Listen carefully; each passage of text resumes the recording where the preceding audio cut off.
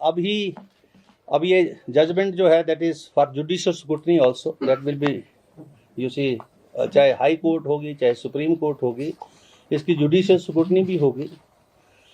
मैंने अपनी तरफ से ये प्रयास किए हैं कि दोनों पार्टियों को पूरा टाइम दिया है, और मुझे इसलिए इस ऑर्डर को जल्दी करना था क्योंकि एंटी डिफेक्शन लॉ के अंदर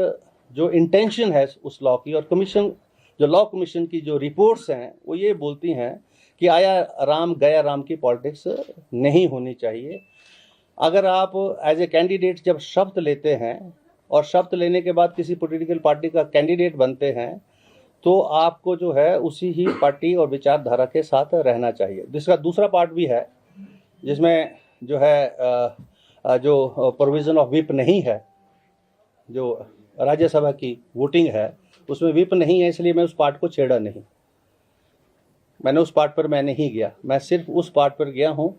जो एंटी डिफेक्शन लॉ के प्रोविज़न को जो है अट्रैक्ट करता है। वो भी पार्ट जो है उसके ऊपर भी मैंने अपना व्यू पॉइंट दिया इस जजमेंट में कि सुप्रीम कोर्ट उस चीज़ को भी अच्छे तरीके से दोबारा से देखे, और जो इलेक्शन कमीशन की जो डायरेक्शंस हैं जिसमें उन्होंने वोट जो है दिखा के डालने की बात कही है, नहीं दिखाएंगे तो इनवैलिड हो जाएगा वोट। लेकिन वोटर तो ठीक है कि वोटर जो है स्वतंत्र होना चाहिए वोट देने के लिए,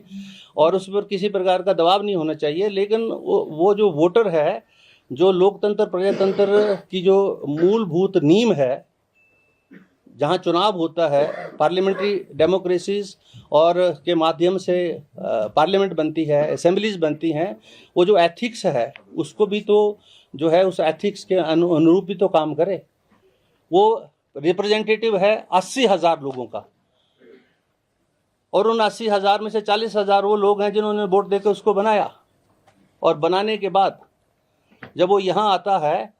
तो वो अपनी मर्जी से वोट डालकर जो है, क्योंकि ये तो दो पॉलिटिकल आइडियोलॉजी की लड़ाई हो रही है, कांग्रेस की हो रही है, भारतीय जनता पार्टी की हो रही है। आप जिस पार्टी से हैं उस पार्टी के जो है उसकी एथिक्स को डिफाई करके आप जो है दूसरे को वोट देते हैं। This is unethical, this is what I have said in the judgement also. The Supreme Court में take a cognizance of that also, but I have mainly touched the other part, जो यहाँ पर जो है whip की उल्लंघना हुई, और व्हिप की उल्लंघना से उन माननीय सदस्यों ने जो है एंटी डिफेक्शन लॉ के जो प्रोविजंस है वो अट्रैक्ट किए, और उनको मैं यहाँ से बर्खास्त कर रहा हूँ इस सदन से। इनके नाम पर